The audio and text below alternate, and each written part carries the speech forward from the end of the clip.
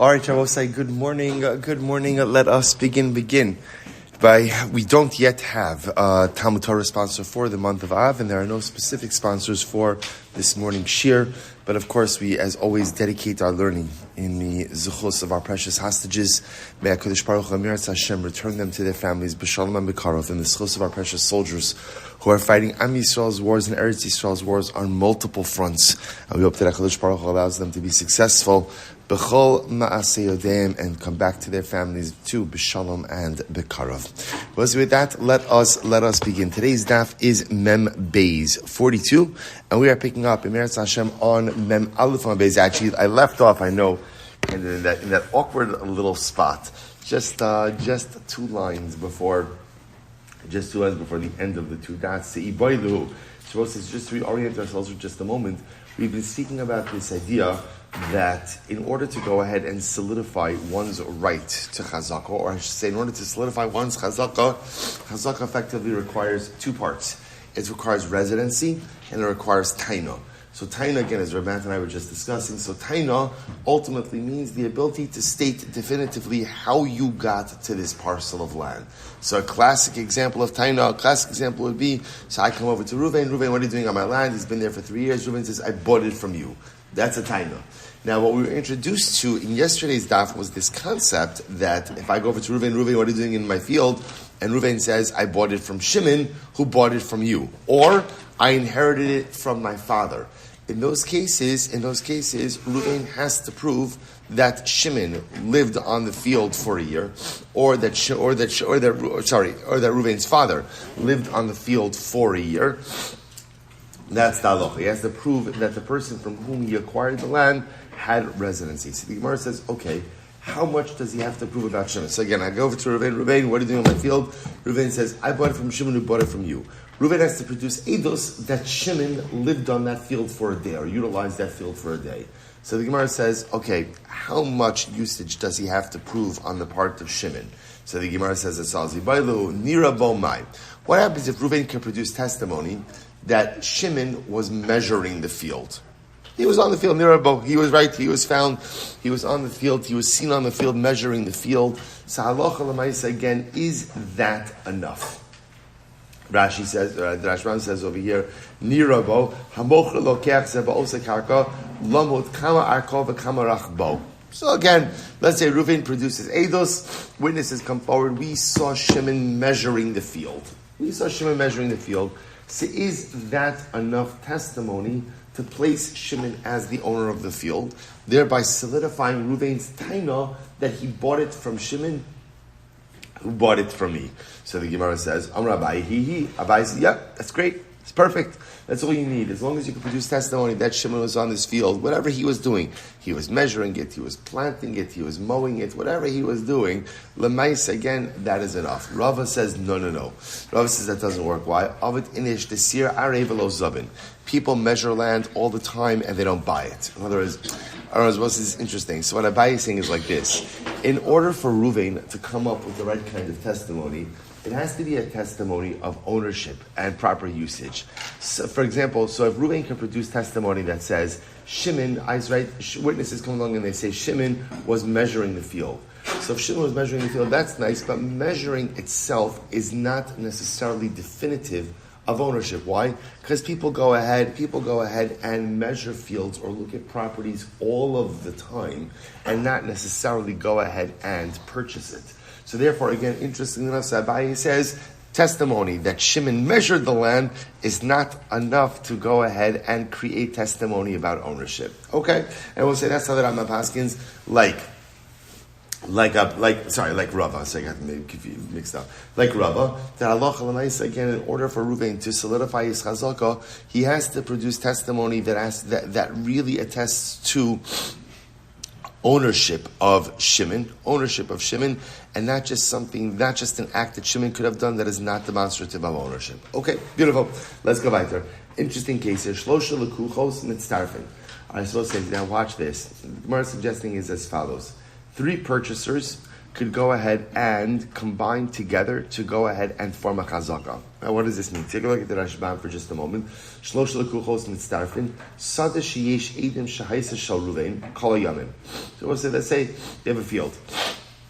The presumptive owner of this field beforehand was Ruvain. Now, after that, what happens? So, hechzik ba Shimon shana kitoni shekana meruvain. V'achar kach machra Shimon leLevi b'shtar v'hechzik lo Levi shana v'achar kach machra Levi liYehuda. So, listen to this case. There was a field. Once upon a time, there was a field. The field was known to belong to Ruvain. Then, year one, Shimon has possession of it. What's Shimon's taina? Shimon's taina is that he bought it from Ruvain. After that, Shimon sold it to Levi. Levi lived on it for a year. After that, Levi sold it to Yehuda. Yehuda lived on it for a year. So it says now 3 years have gone by. Ruvain has not lived on his land, nor has Ruvain contested the ownership of Shimon, Levi, and Yehuda. So the Gemara now suggests that now establishes chazaka to undermine Ruvain's claim to the field. Now, what's interesting about this case? Who does it establish chazaka for? Who does it establish chazaka for? So remember, neither Shimon, Levi, or Yehuda have 3 years of residency. But what it does do is, this is an interesting case of chazaka. Up until now, we've been dealing with chazaka that establishes ownership for someone. Really, what this chazaka does is it establishes that someone does not have ownership. Right? Who's the person that doesn't have ownership? Ruvain. Ruvain, because other people have been living in Ruvain's years for a combined 3 years, and Ruvain never objected to this. Let's go back to the Rashbam for just a moment. Right? V'echzik b'ashana, harei shalosh shanim, v'asur Ruvain kama arer, v'omer kilo machro l'shimin v'Yehuda toin, harei uchzaknu beit shloshtenu shalosh shanim. Now, what ends up happening over here is Ruvain comes along, and Ruvain says, whoa. What are you guys doing on my land? I never sold the field to Shimon. That's what Ruvain's arguing on, right? Ruvain says, I never sold the field to Shimon. Now Yehuda, who's Yehuda? Yehuda is the guy who's currently living on the field. So this is what he's talking about. What are you talking about? We being Shimon, Levi, and Yehuda, have a combined 3 years of residency, and you, Ruvain, never said anything. Right? It's I'm sorry. V'lo machis v'shimon shalach mimcha sha'nu ba mikocho lo hayelo lizar b'shtar yosem migil mashanim. So I'll say, so ultimately again, so now Yehuda, the current occupant of the land, says to Reuben, you have no right to object, because between Shimon, Levi, and myself, we have 3 years of uncontested residency. That's enough time to go and establish chazaka. Now, what does Reuben claim back? Rashbam says, "V'Ruvain meishiv lefi shekol echad mikem lo hechzik b'shalosh shanim elo shana lo chashti limchos." Shayisi roa sha'atem yireim lahachzik kid mechaski inshi v'lo hayisi odeh shevishol shayisi mokrim zelozeh l'sof shana fichach l'zad. Reuven says, guys, I never contested. Why? Because no one of you ever had the requisite years of chazaka. So we'll say, so this is a fascinating case. So one more time, let's outline the case. So Shimon claims that he bought a field from Reuven, lives there year one. Shimon goes ahead and sells it to Levi. Levi sells it to Yehuda. So now between Shimon, Levi, and Yehuda, they have 3 years of residency on the land. Reuven never said anything. Reuven now comes to reclaim his land from Yehuda, saying that he never sold it to Shimon. Yehuda said, what are you talking about? We have chazaka. Between the three of us, we have chazaka. Reuven says, you don't have chazaka, it's my land, and the only reason I never contested is because there was a change of ownership every year, and that change of ownership prevented any one of you from establishing chazaka. That's why I never objected. So what's the halacha? So now back to the Gemara. Shlosh lekuchos mitztarfin. So we'll say the halacha is Yehuda's right. Yehuda's right that the three purchasers together have the ability to create combined chazaka. Amar Rav, now Rav qualifies this, very important, v'kulam b'shtar. This is only if halacha l'maisa, there is a claim of a shtar. Rashi says over kulam b'shtar and ashnei lukuchos achronim koi. Aval lokeach rishon shalakach mila ma'arer ma lanu ulishtar de'im yesh lo shtar pshita de'in yochal arer. Now, obviously, when it says kulam b'shtar, the Rashbam just points out it must be that Shimon and Levi have a shtar, right? I'm sorry, that Levi and Yehuda have a shtar. It was obviously, if Shimon has a shtar that he bought it from Reuven, then Reuven has no grounds to make a claim that he never sold the field to Shimon. Now, obviously, he could claim that the field that the document is fraudulent. But Bepashtos, the way this case works is Shimon bought it from Ruvain, but Shimon can't produce a shtar. Then there is a shtar that says Shimon sold it to Levi, and another shtar that says that Levi sold it to Yehuda. Right? So Rav comes along and says, when do we say that 3 years or 3 different owners could combine to form the years of Chazaka? That's ultimately again when there's a shtar, because the logic of the shtar, ultimately, well, actually, I see in the Gemara. L'meimer the Savarav, shtar is leikala, ve'igam less leikala. So we'll say mostly because Rav holds that a shtar has a kol.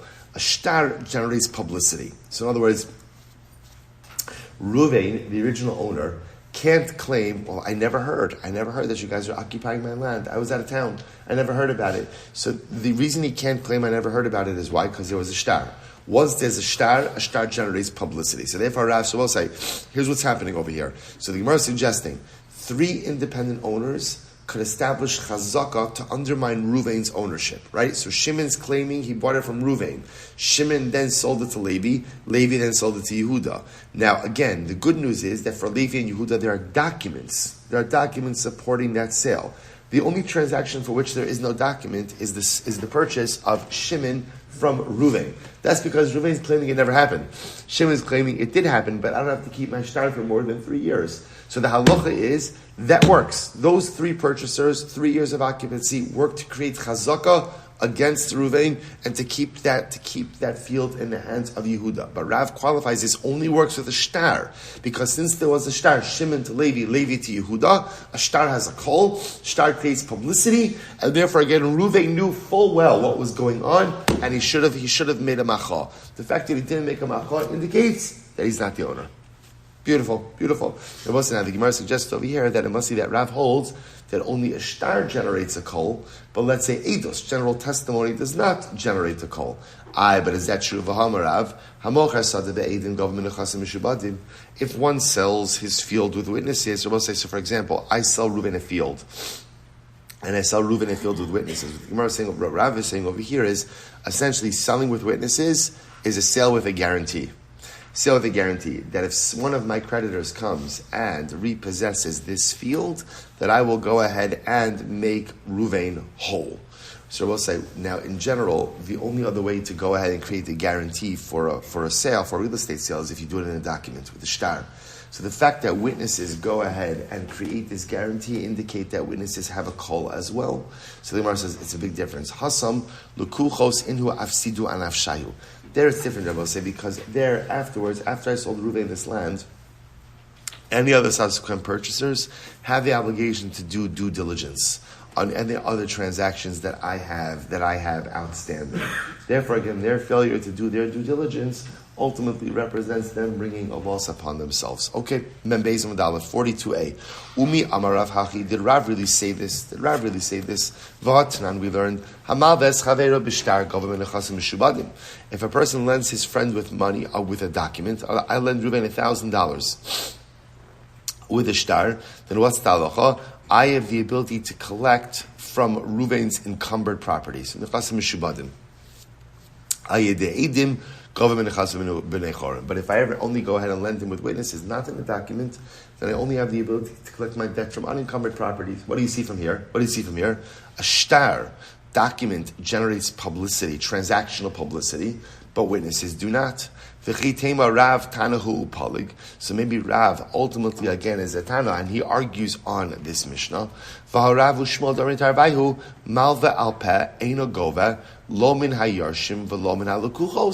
So the Gemara says, but yet again, Rav is explicitly on record that a verbal loan,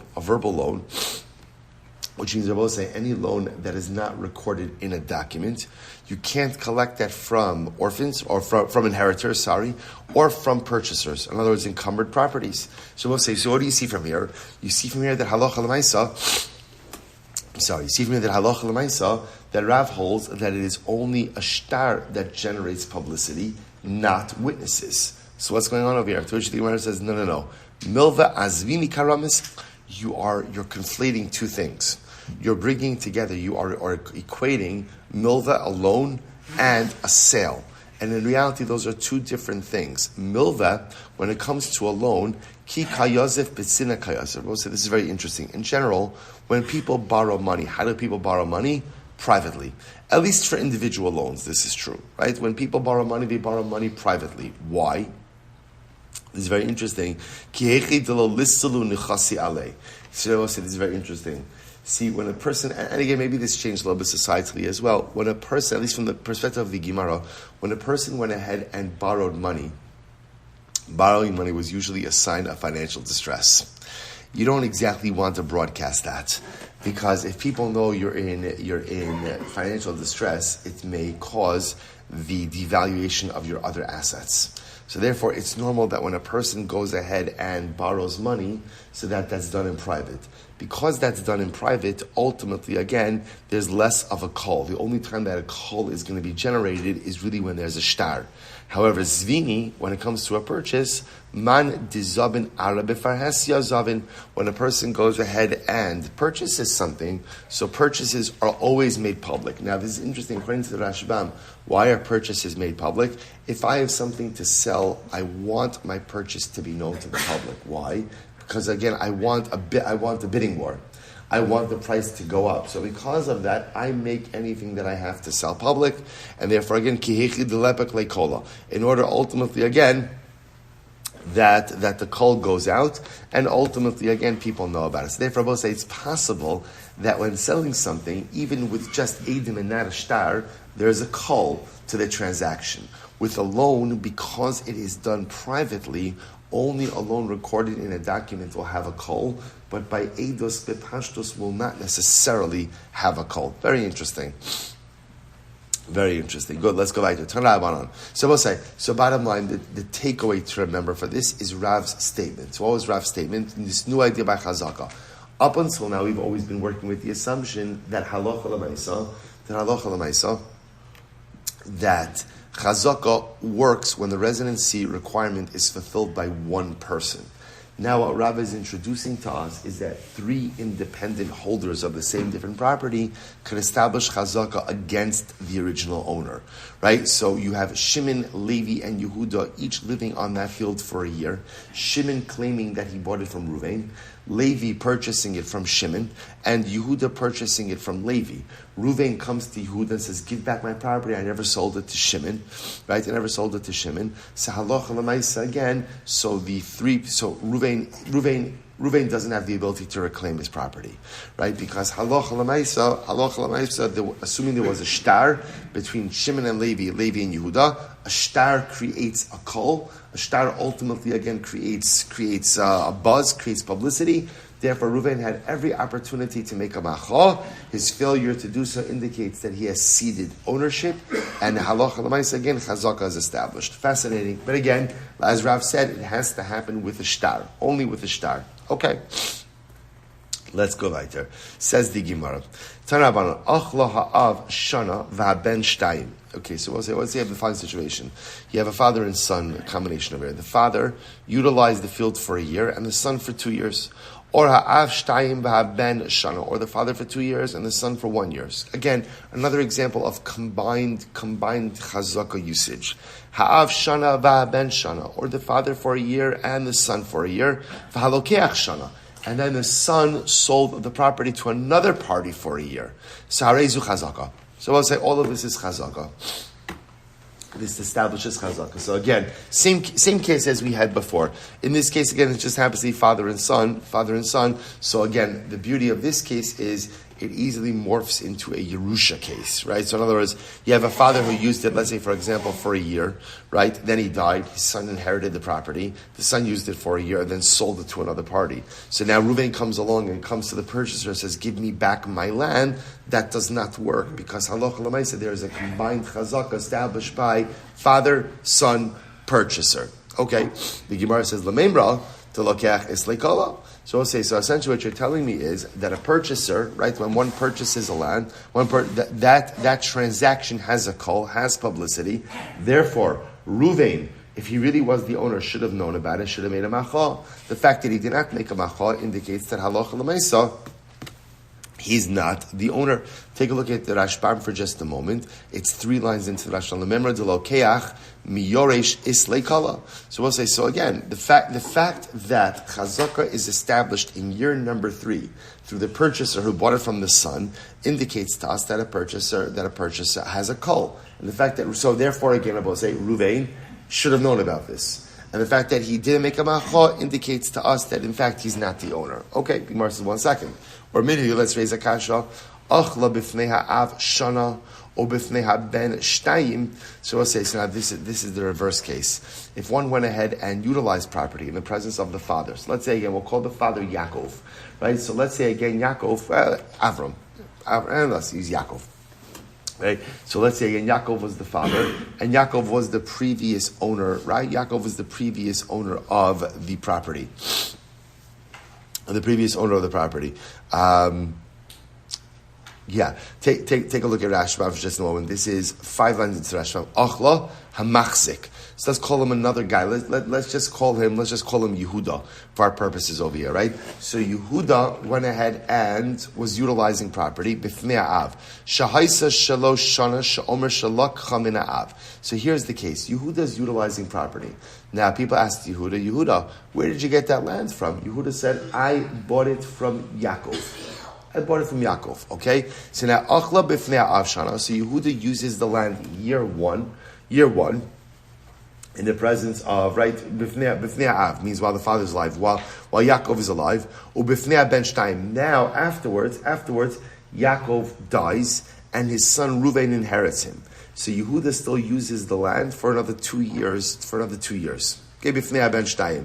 Or b'fnei avshayim b'fnei ben shana. Or again, case number 2, I both say, is Yehuda uses the land while Yaakov is alive for 2 years, then Yaakov dies, and he uses it for a 3rd year in the presence of Reuven. Okay? So we'll say, so again, these are all cases of combined chazaka. Or, listen to this, then this is the part we're going to focus on. B'fnei avshana, or b'fnei haben shana, or b'fnei lokeach shana. Or case number 3, I both say, which is the one that intrigues us the most. Yehuda uses the land in the presence of Yaakov, father, year 1. In the presence of Reuven, then Yaakov dies, right? In the presence of Reuven, son, year 2, and then ubifnei ben shana, ubifnei lokeach shana, and in the presence of the purchaser, year number 3. So as I take a look at the Rashbam for just a moment, bifnei lokeach, it's 2, 4, 5 lines in. Oh, we can look. B'fnei ha'av, shahisa shalosh shana shomer shalakcha min ha'av, b'fnei ha'ben la'achar mos ha'av, u'b'fnei ha'lokeach, shalakcha min ha'ben v'yesh lo shtar. Now, this is interesting. So in this case over here, so Yehuda has the land. Right now, Yehuda's claim is that he purchased it from father Yaakov, right? So now what happens? He uses it year 1 in the presence of Yaakov, year 2 in the presence of Reuven the son. Afterwards, Reuven sold this property to a purchaser, right? So Reuven sold it to a purchaser, we'll just call it. And Yehuda is still using it in the presence of the purchaser, year 3. So Yehuda's now been on this land for 3 years. In those 3 years, there were 3 different people tethered to this land. In year 1, it was father Yaakov. In year 2, it was son Reuven. And in year 3, it was purchaser. Okay? So what's the halacha? Harei zu chazaka. Interesting. It's chazaka. Yehuda has a chazaka. V'sadait chalokech isleikala ein lecha macha gidola mizo. If you assume that a purchaser, right, that when a transaction, a transaction has a kol, so the fact that Reuven sold the land to purchaser, that's the macha.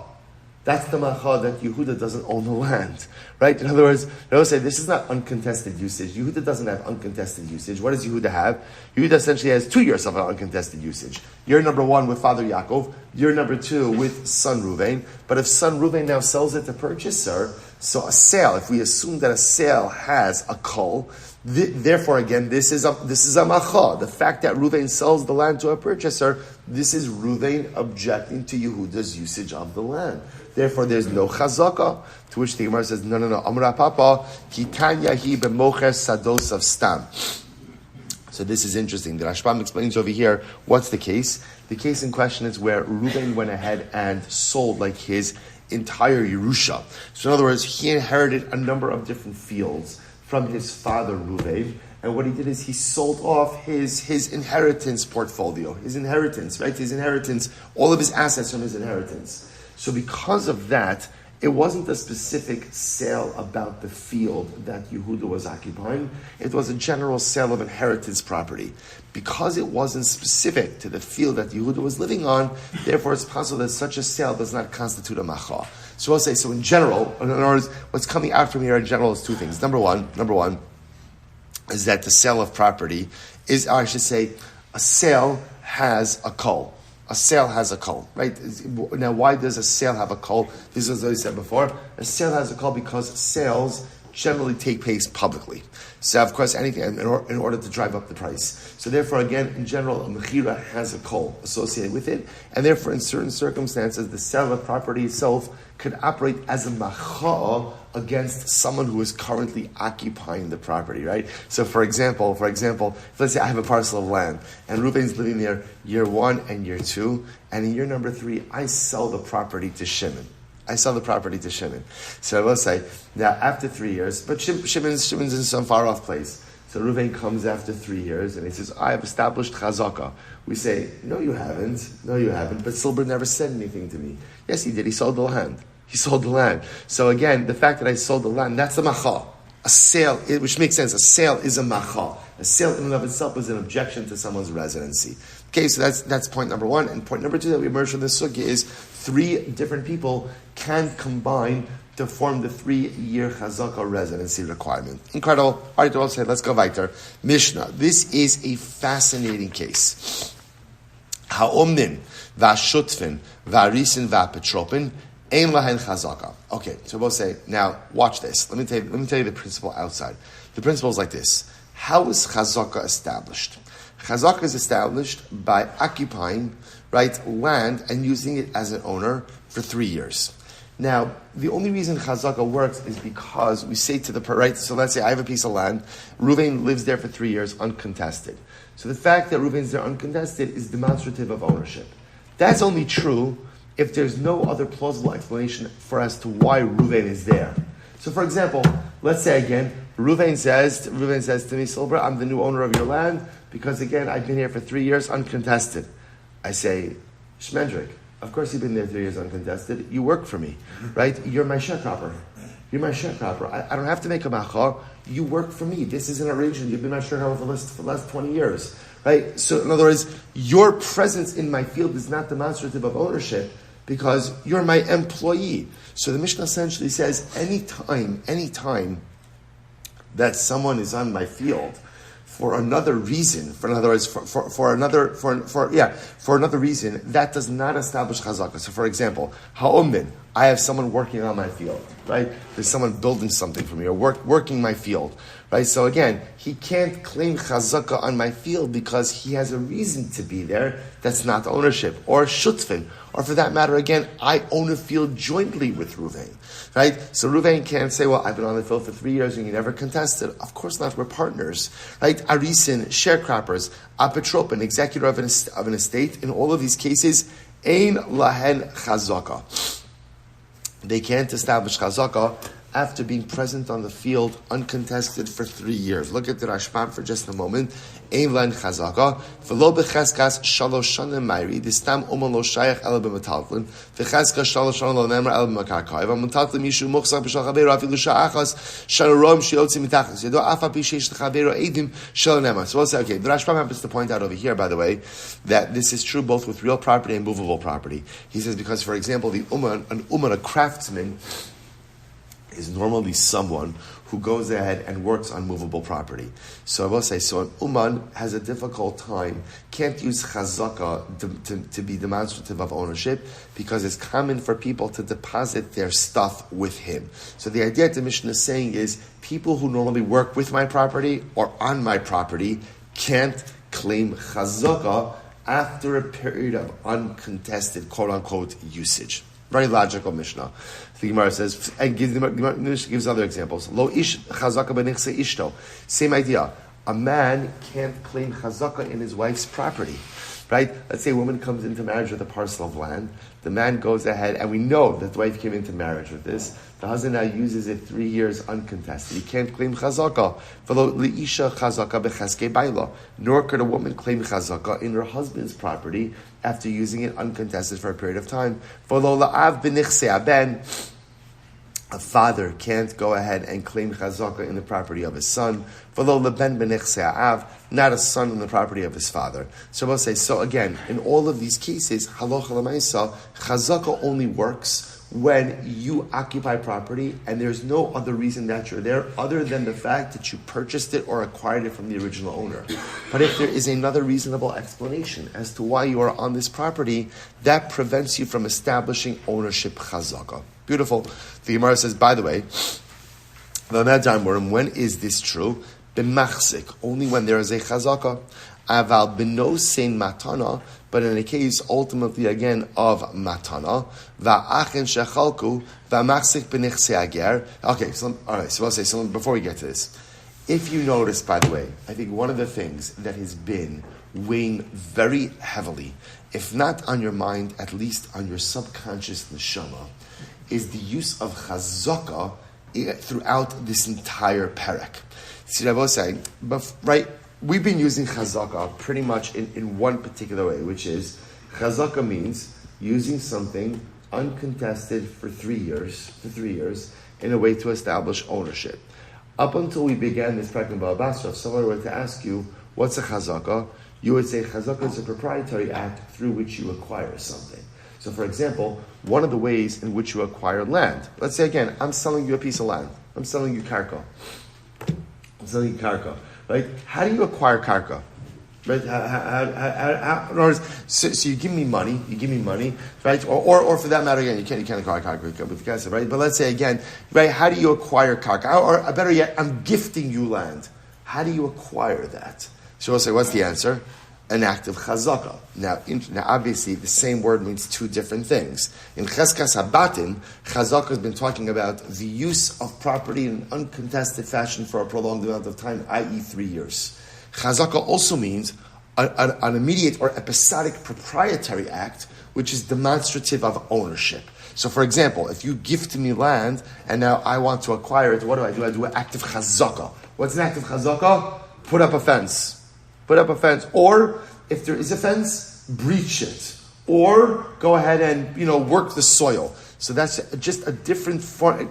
They both in their essence mean the same thing, which is chazaka means engaging in an act which is demonstrative of ownership. Just throughout this perek, chazaka has meant 3 years of uncontested ownership. Now the Mishnah says, by the way, Bedram Murim means in what circumstances ultimately, again, has chazaka meant 3 years of uncontested ownership. So that's b'machzik. In the case we've talking about until now, b'nosei matana. I will say if I give someone a gift, or achin shechalku, or brothers are dividing up an estate, and now each brother wants to acquire his portion. V'amachzik b'nichse hager, or a ger passes away, right? The convert passes away, and he has no surviving relatives, which means that his property becomes hefker. And what's the halacha? No. If you go ahead and close the door, gadar, put up a fence, paratz, make a breach in the fence, koshu, any amount, harezu chazaka. This is demonstrative, ultimately, again, of a proprietary act. And I will say, you acquire the object immediately. Right? So, for example, again, if I see, by the way, nichse ger is an example of anything that's hefker.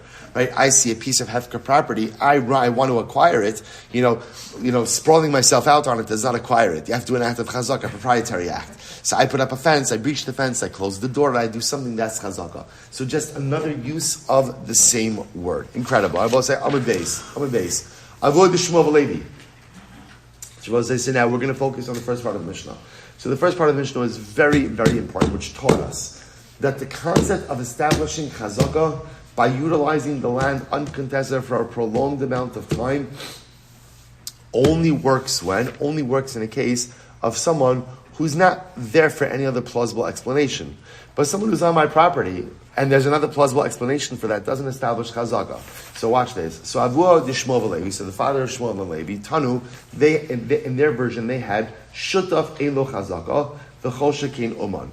Shutaf partners cannot establish chazaka on jointly owned land, and all the more so, a worker can't. So in other words, we'll say, just to illustrate the shutaf case, so for example, imagine the following scenario, right? Reuven and Shimon are partners, right? We know that they are partners. Now, Reuven uses, we'll call it the half of the field uncontested for 3 years. So Reuven says after 3 years, I made a chazaka on that land. So again, no, you haven't. The reason why it's uncontested is because, again, you're partners. In other words, it's normal for you guys to use land, and it's even normal for each of you to use a particular parcel for a prolonged amount of time, and that's not demonstrative of ownership. So Avod Shmuel and Levi say, Shutaf can't establish chazaka, and all the more so an uman, right? All the more so a worker. Okay, so Shmuel Tani Uman ein lo chazaka, aval shutaf yesh lo chazaka. So Shmuel, interestingly, it sounds like Shmuel disagreed with his father, right? And Shmuel said an uman cannot go ahead and establish chazaka unless he, again, on property that he's working on. But partners can. Partners can go ahead and establish chazaka with each other. If you look at the Rashbam over here, aval shutaf yesh lo chazaka is the last of the white lines on top. So this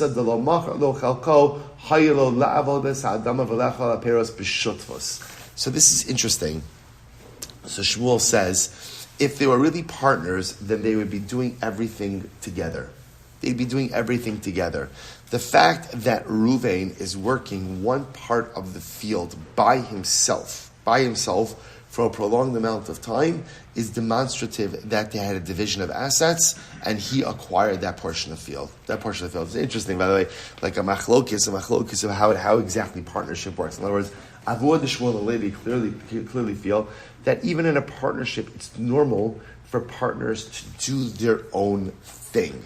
Right? Shmuel seems to say the nature of a partnership is you do everything together. And therefore, again, when you see one partner working one part of the field all by himself, that's demonstrative that there must have been a division of assets. And therefore, again, that partner who was working on that part of the field by himself for 3 years uncontested has a chazaka on that field. Okay, so we'll say machlokes. Va'az Shmuel tamei.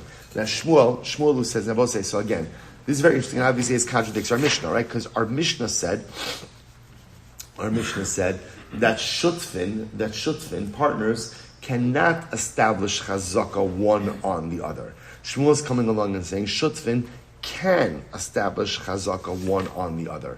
So the Gemara says, "V'azla Shmuel l'tamei." Shmuel goes according to his reasoning. Damar Shmuel, hashutfin machzikin zalzeh.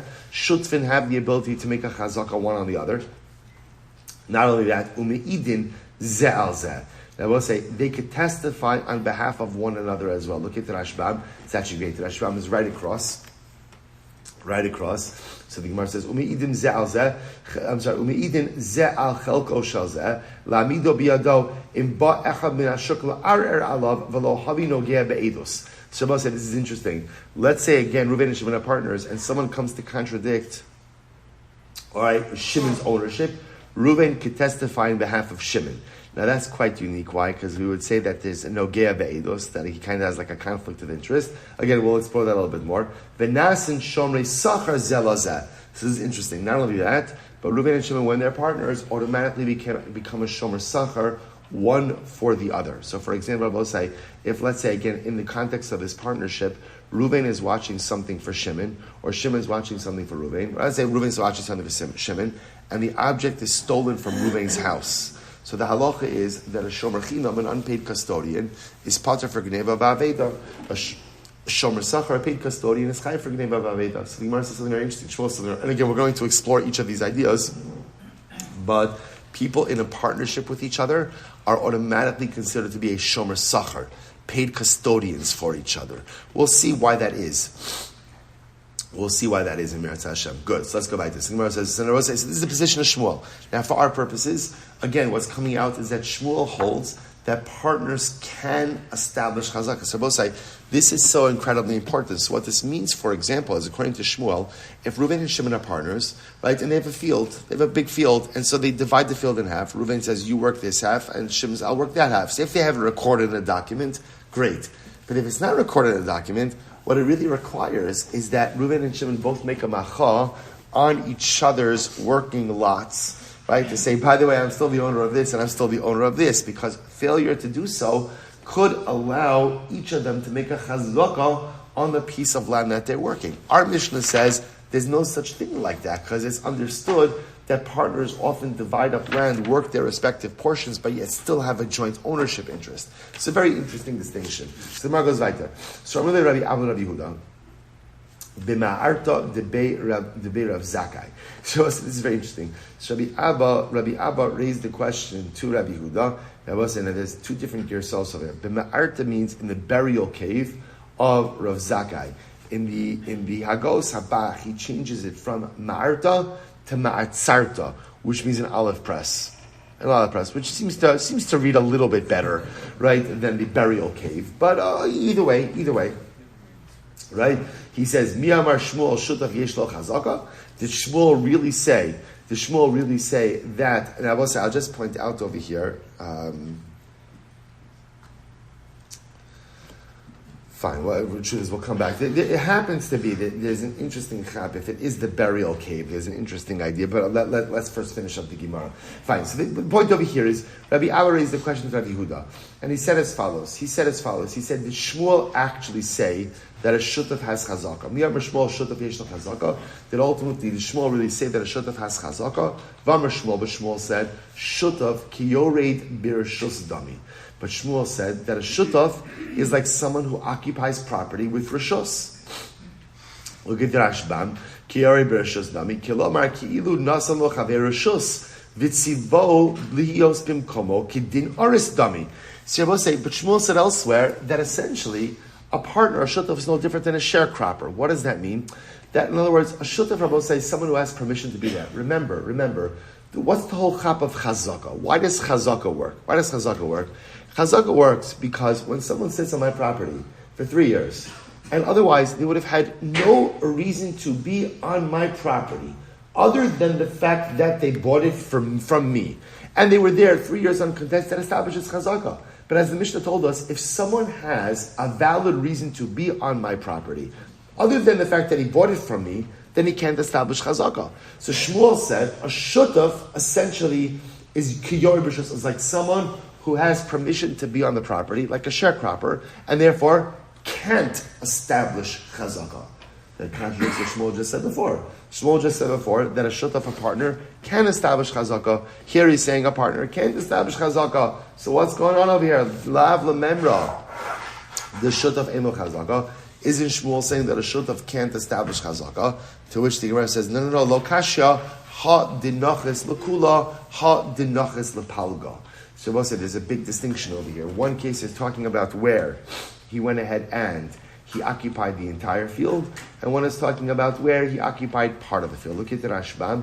Dinachis lekula, sadad shekanu shnehem, dinachis lepalga, bechelek hamufchar hechzik, va'amar chalkenu, chalaknu, v'giya zala chalki, v'achzakti bo shalosh shanim, v'idach ton adayin lo chilaknu, elakach chisnenu beinenu, sheta'acha osa gchele gimel shanim, v'ani acharecha kimo gimel shanim. So I will say, the Gemara wants to suggest there's two different cases. One is talking about a case where partner number one occupied the entire field, and case number two is talking about, again, where partner occupied part of the field. Now, it's interesting, the way that Rashbam understands it over here is, let's say Reuven occupied the best part of the field for 3 years. After 3 years, he says, oh, you see that it's mine. So Shimon says, what are you talking about? The way our partnership agreement works is, you use the best part of the field for 3 years, and then I'll use the best part of the field for 3 years. Now the Gemara says over here, and I both said there's a whole machlokes over here exactly which case refers to what. In other words, which case ultimately again is the case where Shmuel says chazaka, which case is where there's not a chazaka. So there is ambiguity in terms of which case Shmuel said forms the chazaka, doesn't form the chazaka. Okay, Ravina said havaha dinachas lekula. Ravina will say again. I'm moving forward past that resolution because that's not going to be the accepted one. Rather, let's focus on Ravina. Ravina said havaha dinachas lekula. In reality, so we'll say remember, here's what we have. Right? What's our problem? Our problem is Shmuel. problem is Shmuel, right? What's the problem with Shmuel? Shmuel is contradicting himself. Shmuel said at the top of the Amud that ultimately, again, a shutav can establish chazaka. Partners can establish chazaka on each other. Then Shmuel's on record as saying partners can't establish chazaka on each other. So obviously, again, it must be that Shmuel's referring to two different cases. So Ravina says, Hava hadinachas lekula. Both are talking about cases where ultimately, again, we'll call them Ruvain, is utilizing the entire field. Velo kasha, had ispa din chaluka, had lespa din chaluka. One is talking about a case, Rabbi say, where, remember we had this earlier on in the Masechta, partners, right? Partners have a right to dissolve a partnership as long as the partnership property is large enough to be divided. So I'll say, so Ravina says like this. Both cases are talking about where Ruvain, right, is working the entire field. Now Ruvain is going ahead and working the entire field, and after 3 years is claiming chazaka. So the Gemara says, but Ravina says, what's the difference in the two cases? One is where halacha l'maisa, again, the field is large enough to be divided, and one is where it's not large enough to be divided. Look at the Rashbam for just a moment.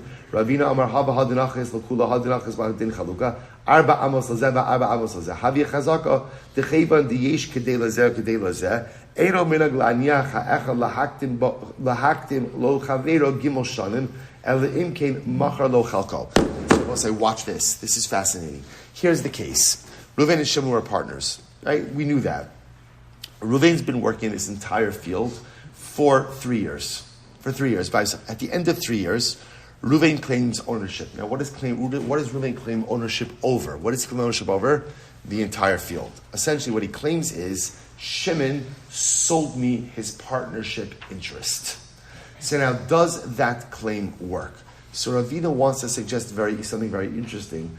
Ravina says it depends on the nature of the field. Let's work backwards. If it's a small field, small as defined, that it's not large enough to order a division. So in that case, again, I both say, it's interesting, how would partners normally utilize such a field? Because it was so small, essentially what they would do is, the way they would work it up would be, partner A would work that field for a certain number of years, and then by himself, and then partner B would work that field for a certain number of years by himself afterwards. So therefore, again, uncontested use for a prolonged amount of time is not demonstrative of ownership, because that's the normal usage. So therefore, again, when does Shmuel say that partners ultimately, again, can't establish chazaka, right? When does that occur? In a field that is so small, that ultimately, again, you can't order a division of it. In that case, Reuven's use of it for a prolonged amount of time in uncontested fashion is not demonstrative of ownership. On the other hand, if the field is large enough that it can be divided, so we'll say the normal way to use that field is how? Both partners utilize it side by side. If you have a case of where Reuven is using it uncontested for a prolonged amount of time, that can be demonstrative of ownership. So that's how Ravina is reconciling the two opinions of Shmuel. So we'll say, so just to be clear, so what we have over here is as follows. We have a machlokes, right? We actually have two machloksim. Machlokes number one is, can a partner establish chazaka in jointly owned property? So our Mishnah says no, right? Avod Levi and Avod Shmuel and Levi say no. Shmuel says yes. But even when does Shmuel say yes? Only in certain circumstances. So what Ravina is suggesting over here is the only time Shmuel says yes is when it's a field that is large enough to be divided. If it's that big, that means normally both partners will work side by side. If one partner is working the land solely for 3 years, he could assert chazaka. But if it's a small field, so small that you can't order division, then it would be normal for partners to take turns farming it solely, right? Solely farming it. Therefore, again, uncontested use for a prolonged amount of time cannot establish chazaka. So we'll stop over here for today. And Mirat Hashem, again, we'll get the resolution on this in Mirat Hashem tomorrow. Learn a little bit more about jointly owned property. Tremendous shkoyach.